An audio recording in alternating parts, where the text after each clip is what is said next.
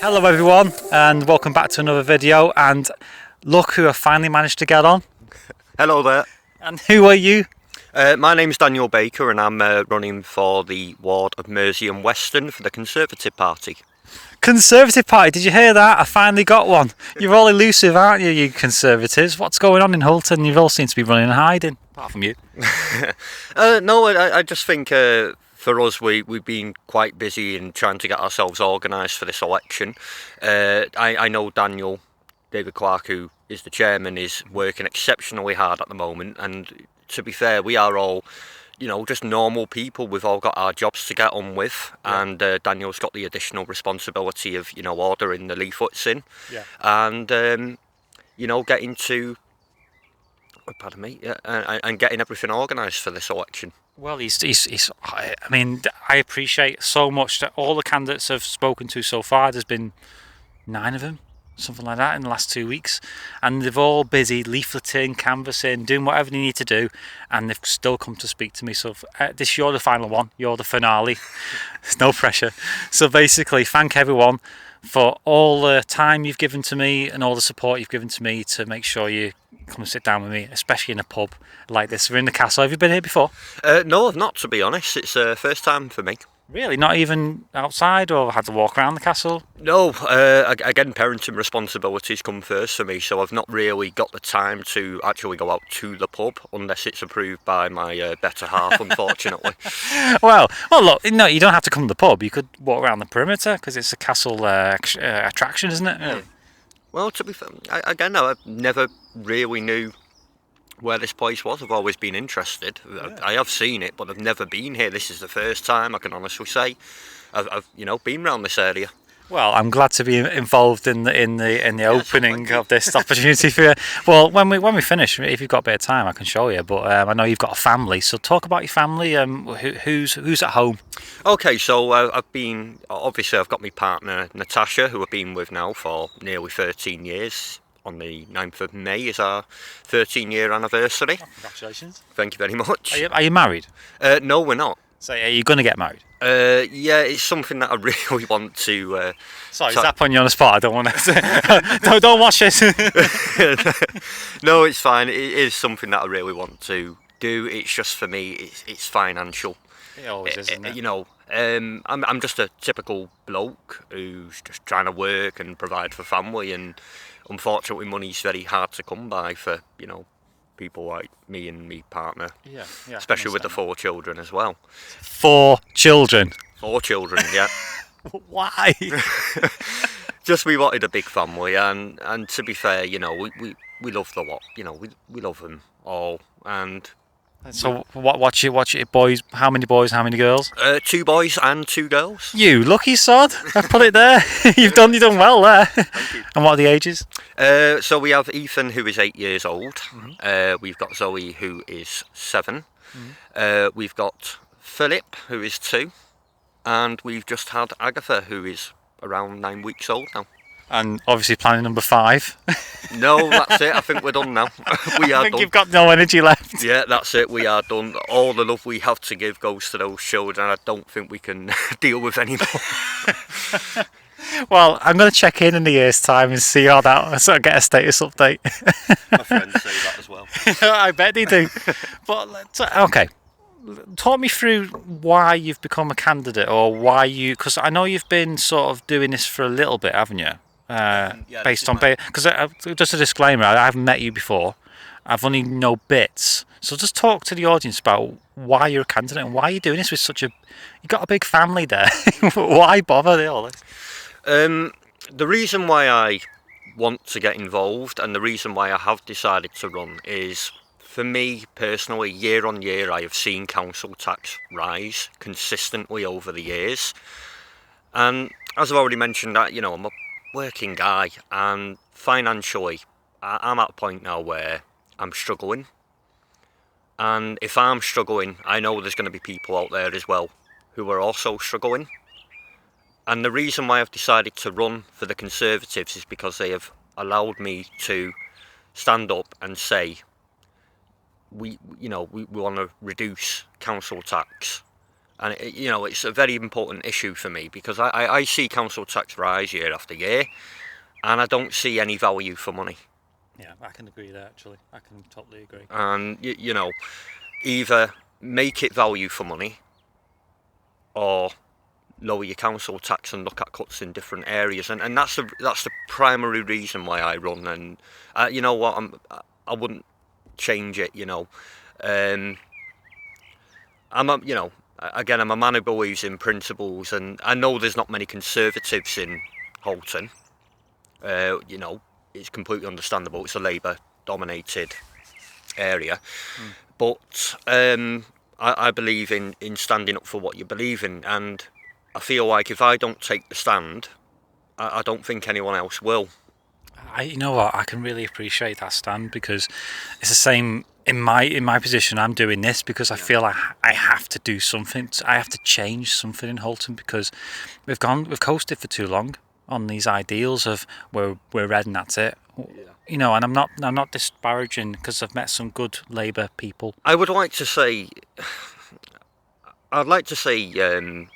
to be honest, I think it's more just down to general complacency, as opposed to individual people or elected councillors at the moment.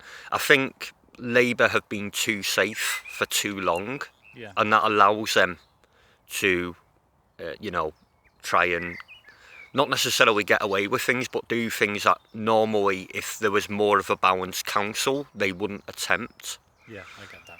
And that's what I personally believe. Well, I spoke to a Lib Dem candidate yesterday, and she said more or less the same thing. It was about having people in there, a mixture of different people who can just work together and bring something a bit different, apart from just one party going, "This is our way," tough, isn't it? Exactly. So, what attracted you to the Conservatives? Because a couple of the candidates, especially the Green ones, have always said they were Labour, but they've defected. So were you Labour?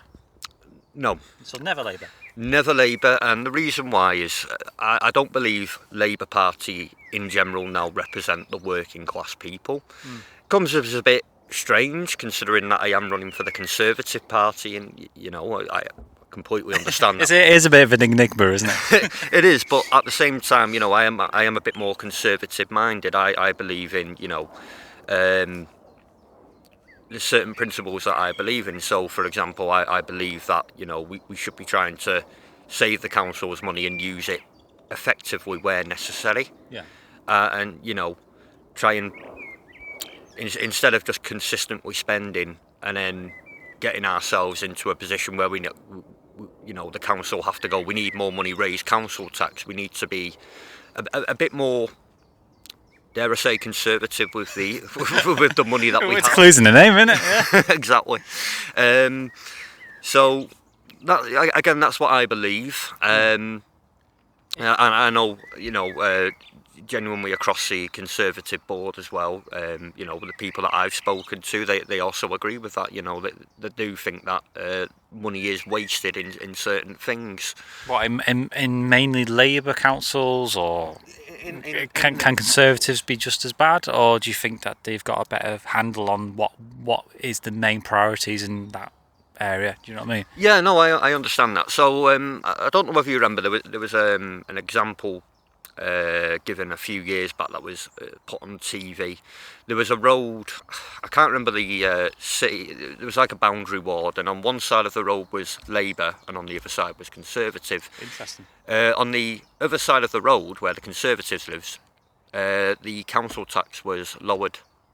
Okay. It was much lower than what the Labour council on the other side of the road pay.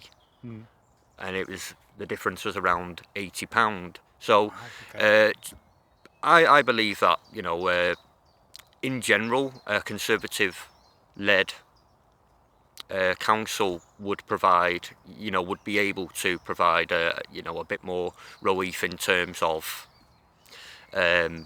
lowering taxes.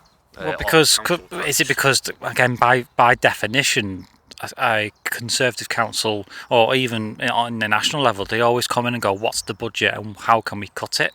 Yeah. rather than what's the budget and what can we spend. Yeah, I think that's the general consensus. Yeah, I'm not going to say that every Conservative council is fantastically run. I'm sure there are places out there where maybe the Conservatives have got into the same issue of what Labour have got into. Yeah. In which being they're so well protected, because the vote will always go to the Conservatives, that they will sort of just abuse that position, that they're getting elected for.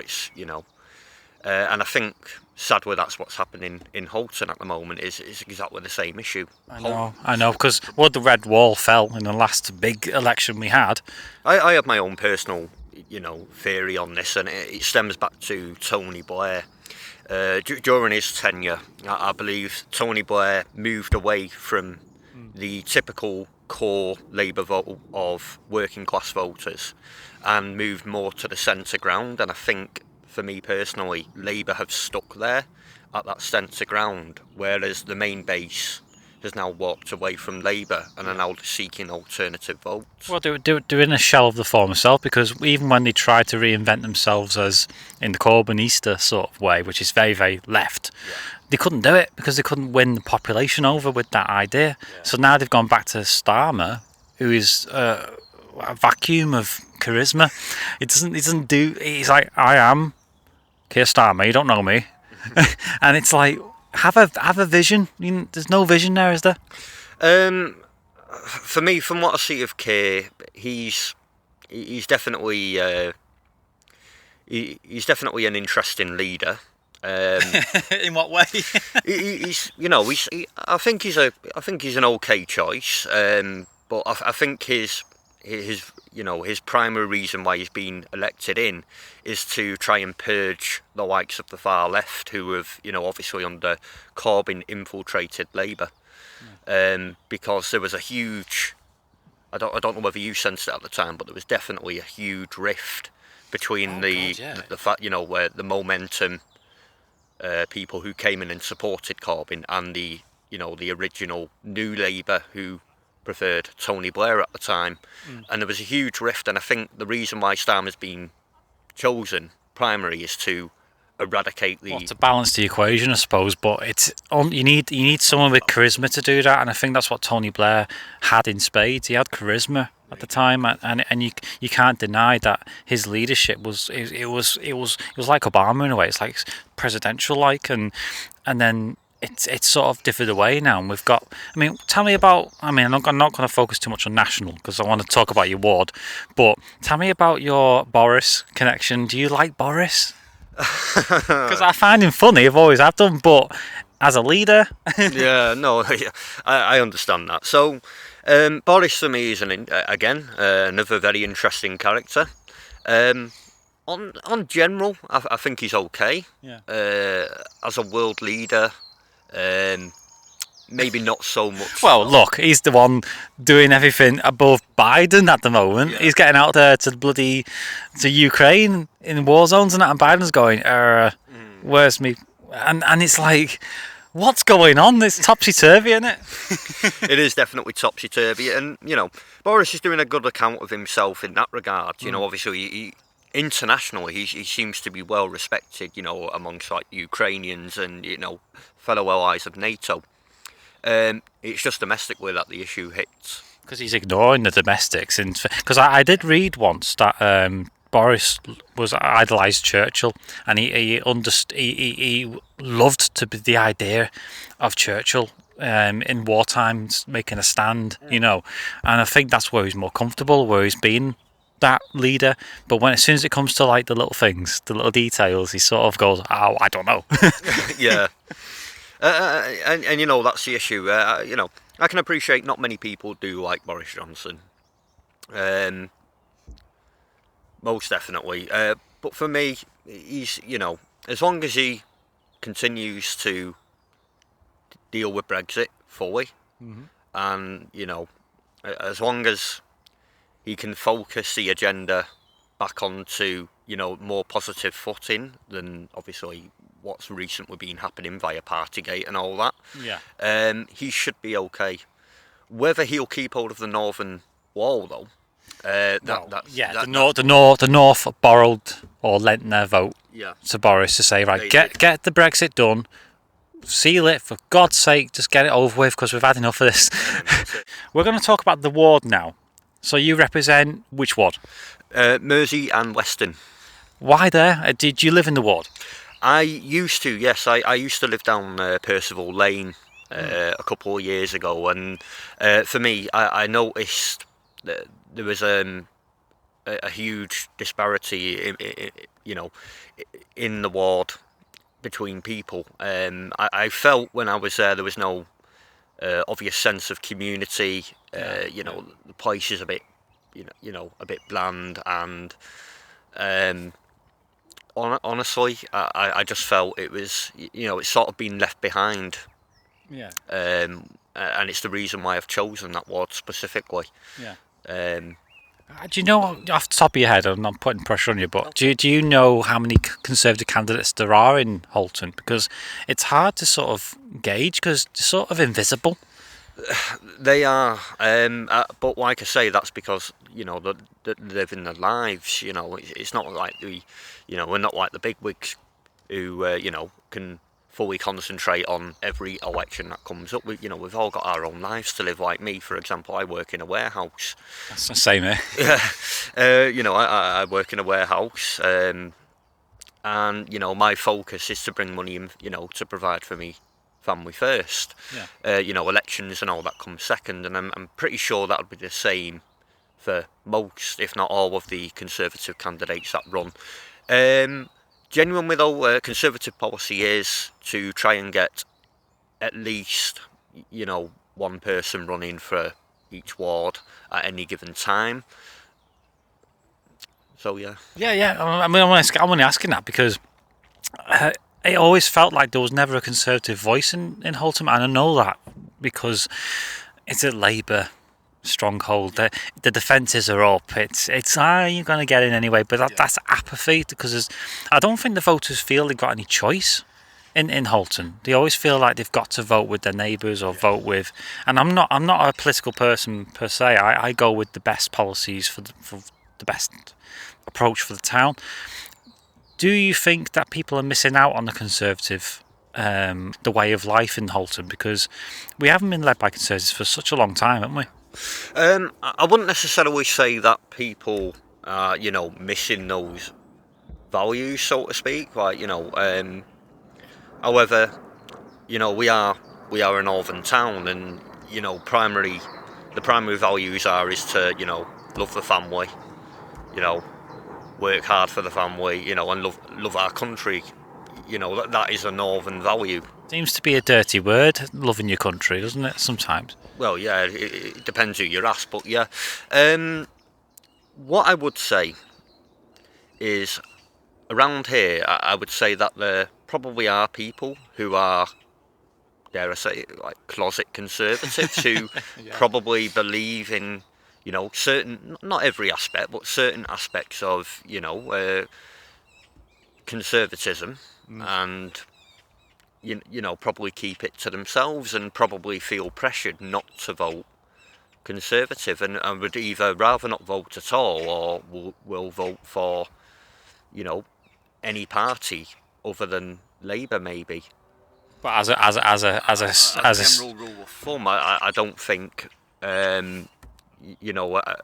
voting Conservative is a natural thing to do, weirdly enough here. Yeah, again, because me and the Lib Dem candidate talked about the media and how it represents certain sectors and how it changes perceptions. And the thing about the Labour versus Conservative is that there's not much difference between the two. It's just how you approach it. Yeah. So what values could you attribute to the council? I mean, what difference would it make to Runcorn, do you think? So, if, for example, you could get a handful of Conservatives in, what I believe we would be able to achieve would be, we might be able to get Labour to look for alternatives before jumping in with their, ideas. We would at least be able to hold them to account and go, well, hold on, before you do this, can you think about the effects it's going to have on local people? Yeah, I get it. I suppose that isn't just a Conservative thing. I believe that'd be for any party. If you can get, say 5 Conservatives, 2 Greens, 3 Lib Dems, mix and match, I'm pretty sure you'd see the smaller parties form a coalition. Yeah, I'd like to see that in Halton, definitely. Yeah, and what we'd be able to do is actually then challenge Labour in certain aspects. Don't get me wrong, we might not be able to change anything itself, but what it will do is it will send the message as a vote call to basically say, look, we're not happy with Labour. Either sort yourselves out or it's going to get worse. Well, exactly, because as you said before, Labour's had such a free reign in Halton for such a long time. Something has got to give. And if it means a coalition of voices in one room, as opposed to completely replacing it with an outright Conservative or a Lib Dem, I don't think that's a realistic possibility. It wouldn't happen, but you know what I mean. It's an idea. Yeah, the idea is that what I would ideally, as individually, what I would like to say to the voters is, I would like to see people take a stand against Labour initially. Vote for whichever party they feel more comfortable voting for, whether it's, Conservatives, Lib Dems, Greens, whoever you want to vote for. I strongly advocate that you do vote for them. And with any luck, we'll get a few councillors in. Over the next couple of years, what I would like to see is more and more votes go that way, to the point where Labour then have to stop. Where they have to stop with, I'm not going to accuse them of messing about, but, sort of thinking that they own everything, that they have a right to it, you mean? They have a right to do things. At the end of the day, we vote, the people vote for the candidates that they want. And I would like people to think, definitely at local elections, vote for the person that you feel will help your ward more than, rather than anyone else. If you, for example, live in Mersey and Weston, you don't know me, maybe you haven't seen me, maybe I'm not the candidate for you, but if you know a candidate that you feel will do a good job, please vote for them. And I would advocate for anyone who feels like, oh, my vote doesn't matter, I would strongly suggest, please, next time, vote. Just go out and vote for someone that you feel would represent you, whether it's Labour or, anyone, because I think the worst part about Halton as a whole is voter apathy. There is a lot of voter apathy, and I think that is 90% the reason as to why every year on year Labour gets in. It's down to voter apathy. Because these people with apathy step back and go, oh, sod it. Can I just shake your hand a minute? Because you're not asking for them to vote for you because you're Conservative. You're asking them to vote for the cause they believe in. You're handing them the power. That's all I want, but at the same time, I understand, as we've already just discussed, Conservatism doesn't really have much of a voice here, I would like to consider myself, as a Conservative voice. I may not agree with every Conservative policy, nationally, but I believe, the way that I think and the way that I view politics in general is a Conservative way to go. Yeah, and that is a hard slog in Halton. I mean, how many of your friends are Conservative? Is it like you're in the closet too until you started to stand for councillor? No, I've always been a staunch sort of, moderate to right wing. I've always had that outlay of, I've never hidden it. My friend, people that I speak to, so when I go to work and I do have political, it's very rare that I do have political conversations, but when I do, people tend to be unhappy with how things are. When I mention council tax, they're like, it's too high. Yeah. Council tax is getting higher and higher, and it's sad I hear people say this, and when I turn around to them and go, well, who do you vote for? It's either the answers I get is, I don't vote, or I vote Labour. Yeah. Which, again, fair play to them if they actually do vote, but it's the ones that say they don't vote that I can't get my head round. I was out because I joined the Green Party recently on their leaflet drop, just to see how people react to things and just taking information. And one of the things that struck me was that they all, if they say they vote, they don't vote. They go, I haven't voted for years because nothing ever changes. Well, if you're not going to participate Nothing will and change. up that voter margin, Yeah. you're not going to change nothing, because was it only 30%, or something like that in the last local. Come on, Exactly, and that's the issue. I look at the numbers, I look at the the voting figures and everything like that, and it saddens me. It really does sadden me that people just take on a defeatist attitude. I can tell you, there's another candidate that I speak to, Darren White. I don't know the name. I should know the name. I'm interviewing. Long story short, he's an independent who runs in the Halton Castle ward. I should know it then. Jesus Christ, that's getting cut. And I see people comment on there every time there's an election. I see people comment over Darren, and it's like, it's such a people should vote for him. We should get in. But yet, at the end of it, when Labour win, they all cuss it and go, it's not fair. People should have voted Darren. And on several occasions, I've asked, did you vote? No. And again, it's it's such a silly argument to have, isn't it? When with people who don't vote, and it really gets my head in, because I don't know if you've seen this, but I run an opposition group alongside other people, and we've been trying to protect our green spaces, especially down in Sandymore and Warford Farm. And we've just got our bridge listed the last couple of days, thank God, saved it. Brilliant news.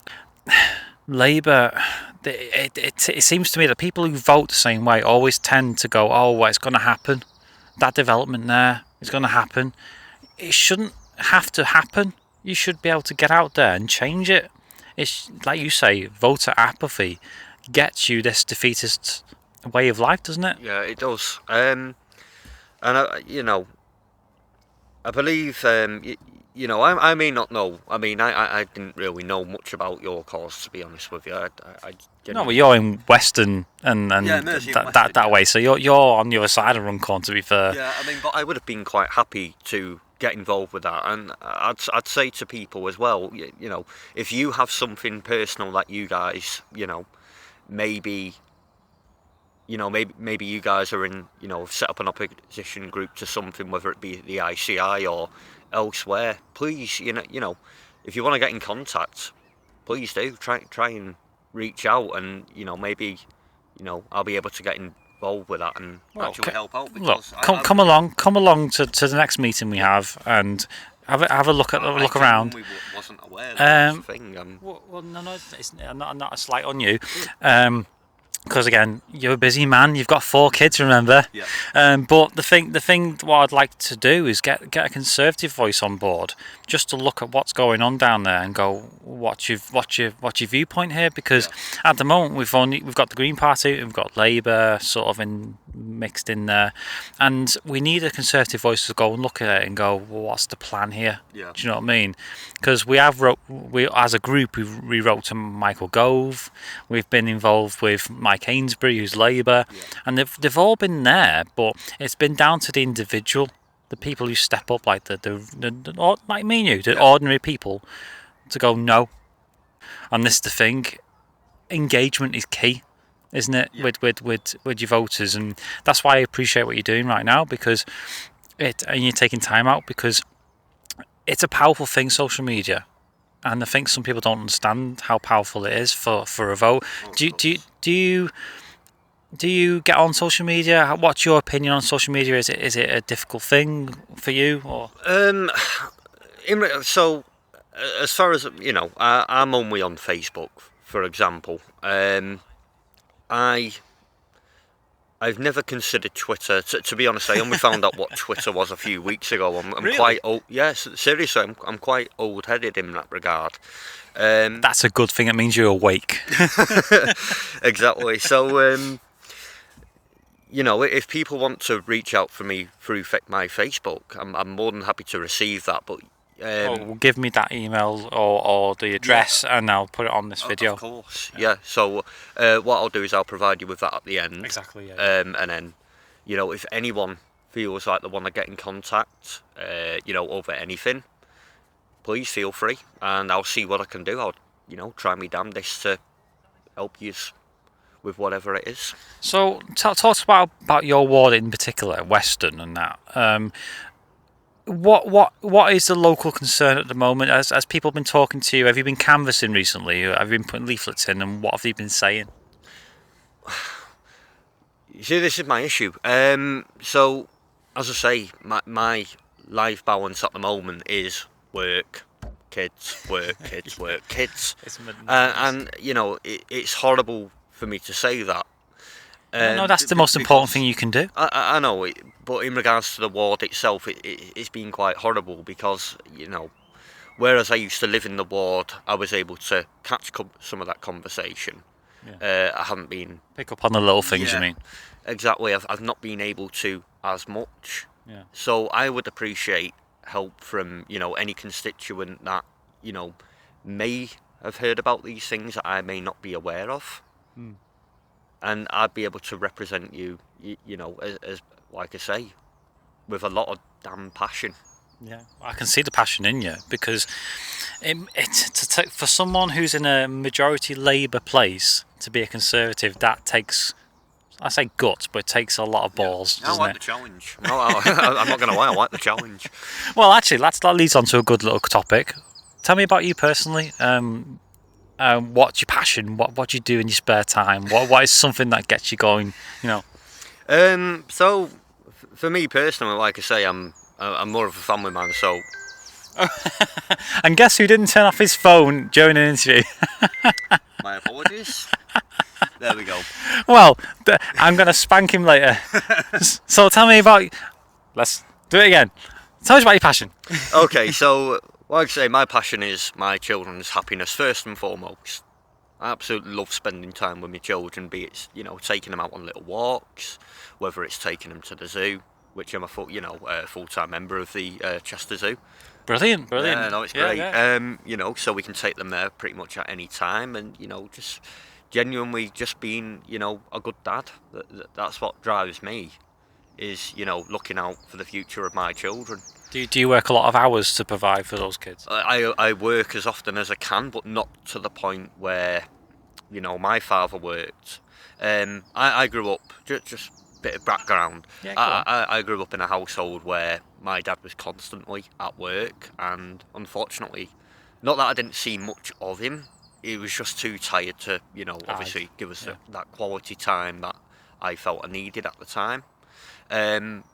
I work as many hours as I can, but at the same time, you know, try and provide a good work-life balance to my children to, you know, give them the memories that they're going to grow up knowing that their dad loved them.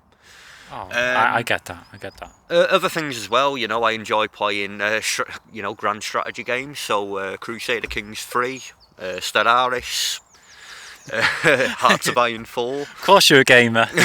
Yeah, damn right. Yeah, that's a good relaxer as well. Well, after a long day, because you say you work in a warehouse, I work in a warehouse, it's physically, mentally challenging. Yeah.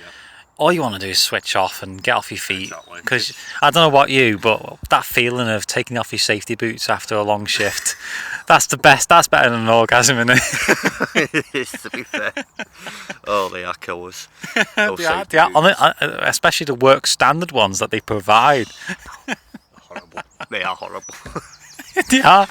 But obviously, I'm really pleased to know that your priority, because there's a couple of guys who've interviewed who are family men too. Yeah.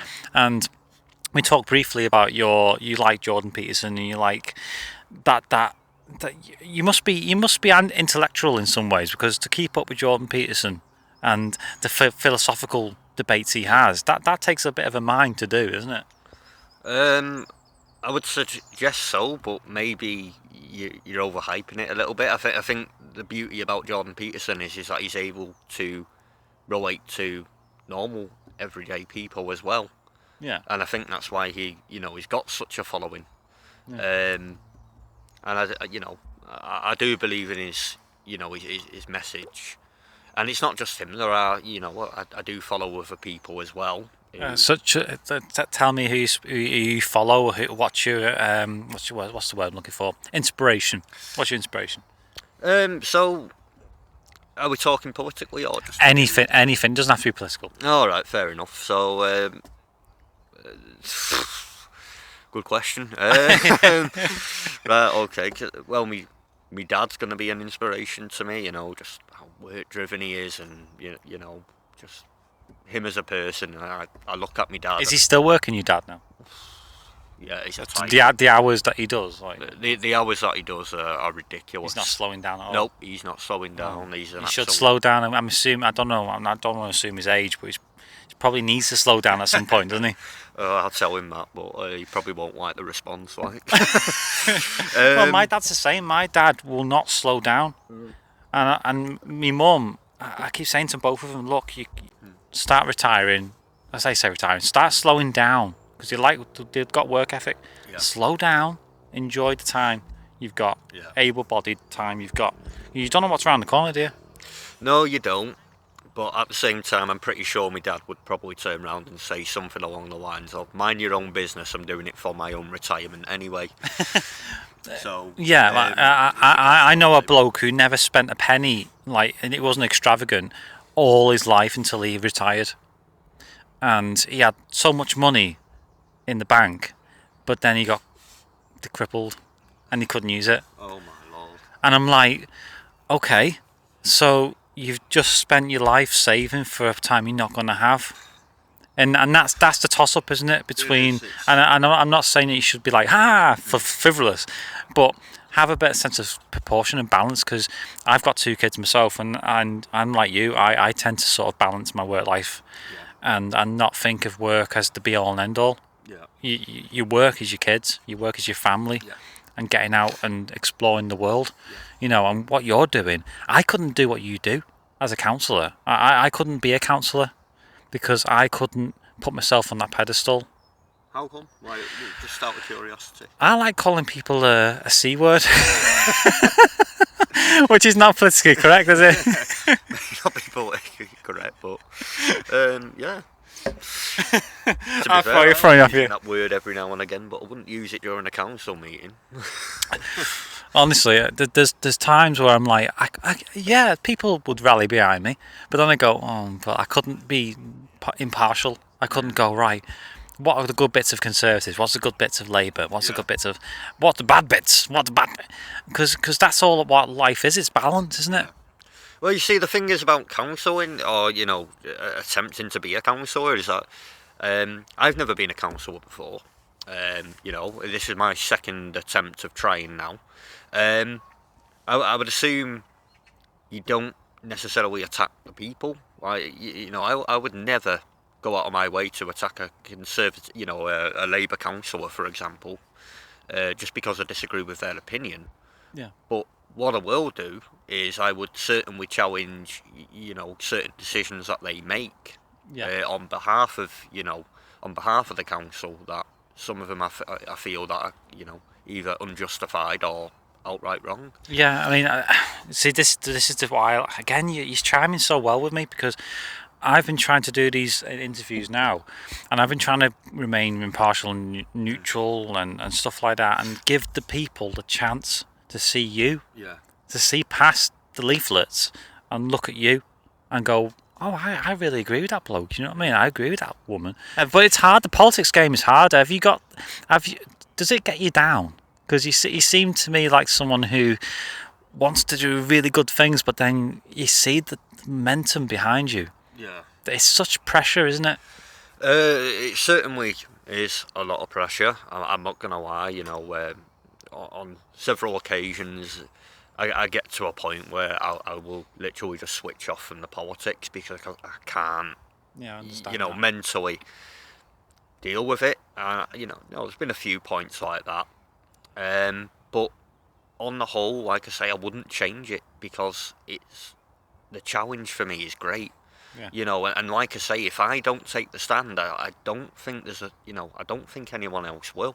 No, especially in this Exactly borough. in this borough, and like I say, you know, taking the stand for me is really important. For your Personally. kids as well as yourself. Well, yeah, exactly, for my kids, for myself, and for anyone who might be a closet conservative or might have a few conservative views. I know it's a horrible thing It's to ridiculous to say, isn't it? Because It is. in a democracy, you should be able to openly say you're a conservative or you're a Lib Dem or you're a Green and have no problem in a democracy going, well, why are you a Green? Why are you a... But the thing is, to say that, it sounds awful, isn't it? It's defeatist in a way, isn't it? It does.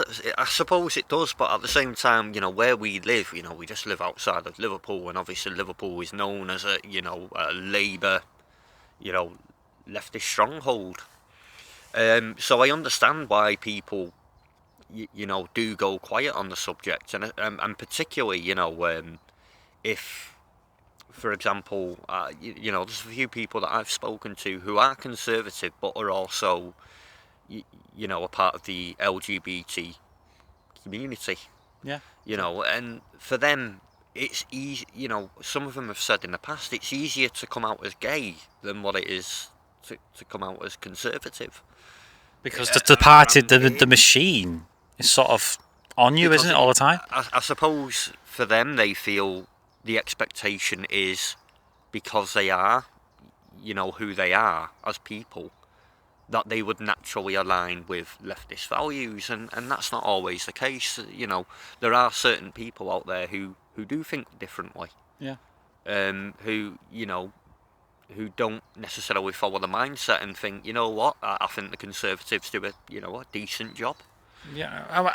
To me, right, I think the trope is that as you get older, you become more conservative because you're seeing what you've got and you're going, right, I can't afford that, and it becomes linked to the conservative values. Yeah. But I think it's so messed up now, the national debate on what a conservative is. But the thing with Halton is, I think we do need a mixture of different parties working together because we can't keep going along this train of... Because the one thing that got me involved with this was I could see that there was missed opportunities in Halton, which private enterprises tried to get involved with and go, right, we're going to take over and we're going to do a better job. But the thing with the opposition group and the development is that they're building in inappropriate places and they're not exploring other places like brownfield and stuff like that, which is... I mean, before you get rid of your green space, you can see it over there, lovely green space. You need to explore these other options first of regeneration and brownfield. Yeah. Where do you stand on the town in general? What is it? What's the biggest bugbear for Halton for you? What has been niggling at you for so long that you want to resolve? For me, it's not necessarily the same lines as you. What's niggling at me personally is mental health more than anything. I'll be honest. I've had mental health issues in the past, and more so recently as well. And I found getting help, particularly in Holton, I don't know what it is, but I found it extremely difficult to... What sort of help? I mean, I don't want to pry, but what sort of help did you require, and where was it? Just someone to talk to. Just that's sad. Somewhere to talk to. Somewhere where I could just relax and take my mind off things. And Holton, I think, lacks anything like that. It's outsourced to Warrington and other places, isn't it? It is. There are, as far as I'm concerned, and I'm not necessarily, going to say the NHS, although I have run for the NHS elections as well for the governorship. Right. Okay. But just more in general, there seems to be a lack of, I'm not going to say, seems to be a lack of empathy. Yeah. I would love to see, for example, just a local, I don't know, say like a local cafe, somewhere like that where people could just go to. A local meeting point Local for meeting people. point where people can go and either have conversations, get help, be it charity, from various different charities. To be fair, it is something that, again, I've been trying to set up myself. How have you been approaching that? Have you been doing it online, or has it been a physical premises? I want to do it through. I think a physical premises would be the way to go, and I've been. I'll be honest. I've been trying to write the business plan now for 2 years. Unfortunately, as I mentioned before the start of the interview, there's certain disabilities that I have that have made that incredibly difficult. You need people to be on board with it with you, don't they? I mean, I need, right. The business plan I've been told is fantastic. It's a great business plan. I want to make for example, consider it just as a normal cafe, but within that cafe you have, local charities, or national charities, so sort of like Step Change or debt charities, things like that to help people. Like an outreach. An outreach centre, yeah. Yeah. That's what I want to create. But at the same time, you can go in there and maybe play a few games, things like that. And that's something that I've been trying to create for a while. But like I say, I'm at the business plan stage. I've nearly completed it, and I'm at a point now where I'm completely stuck. Would that go alongside your political ambitions, or is this a personal thing for you? This is a personal thing for me. Are you okay, by the way? Are you okay? I've got eczema. I can see that. No. That's another issue for you, isn't it? Yeah. If you want to move inside, we can. No, I'm okay. Okay. I'm fine for now. It's just it kicks off every now and again. Yeah. Well, it looks painful. Is it painful? Or is it just an issue? Just an itch. Oh. It's literally just an itch. So your business plan, is it personal or political? It's personal for me. I would like it to get involved with the politics, but at the same time, I wouldn't want it to. You don't want to overlap. At the end of the day, I wouldn't want people thinking it's a place for conservatives only, or I get anything that, yeah. like that. I want it to be for everyone. I run for, I run because I want people to, I'm happiest when I help people. As a person, I've been driven that way. I can tell you a couple of experiences that I've had throughout college. I was on a sports course in Warrington Collegiate, and some of the best moments of my life were helping people with various disabilities. From having Down syndrome to, lesser issues. Yeah. And I can honestly say that was the time in my life when I was perfectly happy. So that's why you enter politics then, because that drive to help people is powerful, isn't it? That's all it is. I just want to help people. If I can help people, I feel better myself, and that's where this drive comes from. Yeah, that's me. That's me as a person. I've always been happiest when I'm helping people. Yeah, I can see that, because it's. I called it an itch that you can't scratch, but for you, it feels more profound. It's like it's all you are. It's a life ambition. This coming back onto the cafe side of things. That's a life ambition for me. I would be more than happy with my life if I could just get it set up and help people. That'd be my life ambition. Completely done. Well, and if I can help out in other ways, like I say, via politics, or local politics, and just any sort of way I can just reach out and give someone a helping hand in life. That's me. You're a good guy. You're a good guy because that is something that isn't political. That's something that you are driven to do, and I can see that you are. You've got. I don't know if you're an empath or something, but you tend to. I believe I'm going off on tangent here, but I believe that you absorb people's energy. You absorb people's issues in a sense, and you can't help but help people. Yeah. And has that always been something, and not a burden, but has that always been something that you struggled with throughout your youth, really? Not necessarily throughout my youth. I was more self-centered back in my youth. Well, that's big of you to admit. No, I was more self-centered. It's just as I've grown up, I've met particular people through work life or just in life in general, where they've come over and they've been fine. You know them as people. They're fine. That they're chatting and then one day they come in and they're not fine and they need help. And you can recognise that. And I can and you ask them if they're okay, and they're like, yeah, I'm fine, and I suppose I'm the same in certain aspects when I'm like that, but in general, I've learned that sometimes it takes more than just asking. Sometimes it takes, sometimes it takes a bit of action. It does. And it also takes a bit of selflessness, because to go out there and notice that's going on with people who you might not even know. Sometimes you get a feeling about someone, and you sort of brush up against someone and you go, oh, that person's having a bit of a problem there. And you're drawn to that person then, because all you want to do is help. I am concerned about your eczema and that, so I want to sort of make you comfortable a little bit better.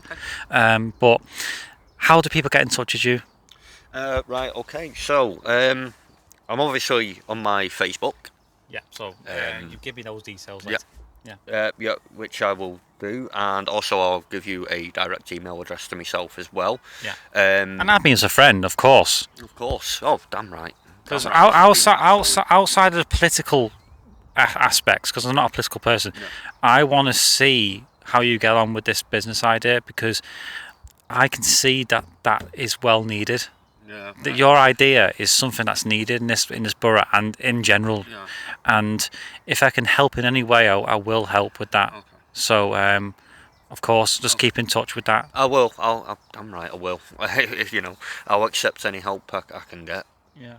And if there's anything you want to say on camera, just say it to that camera there. Okay. So, key things I want to say to people. If you are considering not voting, I would strongly urge for you to actually get out and vote for whichever candidate you want. I also just want everyone to know that, if you feel that Labour are going to win, they probably will if you, obviously don't go out. I would like to see, I'd like to see people, talk to the family and maybe, friends who live in the borough, and just try and get them a bit more involved as well. And, I just wish everyone good health, and, no matter what happens, you'll see me again come the next election, so that's it. Thank you so much for your time, and thank you so much for talking openly and honestly, and please check him out. He's a decent guy. Hello everyone, and this is Future Steve now, just during the editing process. So I just wanted to say thank you really. This is the end of the interview stage of Halton Decides. The last bit of interviews I do for this channel now. I'll be moving everything else onto my new channel, which will be whatever title it will be, Watch This Space. But oh, by the way, you might notice I'm not wearing a hat. Don't get used to it. I love my hat. Thank you so much for everyone who's supported me, who's come out to talk to me, and who's basically given these people a chance to talk. It's vitally important that we have everyone getting out and voting on May the 5th, and you have to sort of weigh up the pros and cons, don't you? I mean, for me, what's my summary of these interviews? Well, I am now on the opinion that we need a mixture of voices in this borough. We need proper representation across the political spectrum. It's never going to be an outright majority on anything apart from Labour, unless we mix it up a little bit, get a few more representatives. I've spoken to Labour, Lib Dem, Conservatives, Greens, a lot of Greens. The Greens were the most supportive in wanting to come out and talk to me, and that really inspired me to keep doing what I'm doing here. But as I say, I can only do so much. As a group, as an opposition group, we can only do so much. It all comes down to you now. You need to get out and vote. Now, if you haven't voted in a while, or you feel voter apathy, or you feel like your vote doesn't count, it really does count. If you're the kind of people who basically say, oh bloody hell, these green spaces are all going, oh bloody hell, this transport isn't great, oh bloody hell, Halton's always getting shafted, or Runcorn's always getting shafted. It's down to you to change. You've got the power to change. The opposition group has proven that we can change things, we can do things. Get out and vote. It's your say. It's the only say you've got at times. Get out and vote. It's the only time you get to have your physical say, by putting that dotted line. Even if you don't agree with any of the people I've interviewed, go to spoil your ballot. It's still, I mean, the French did this in the Macron election. They didn't like either, so they spoiled the paper in large numbers. Get out and vote, please. May the 5th, get out and vote. Obviously, if you registered. And apart from that, thank you so much for watching. And yeah, good luck, Halton. See you in a bit.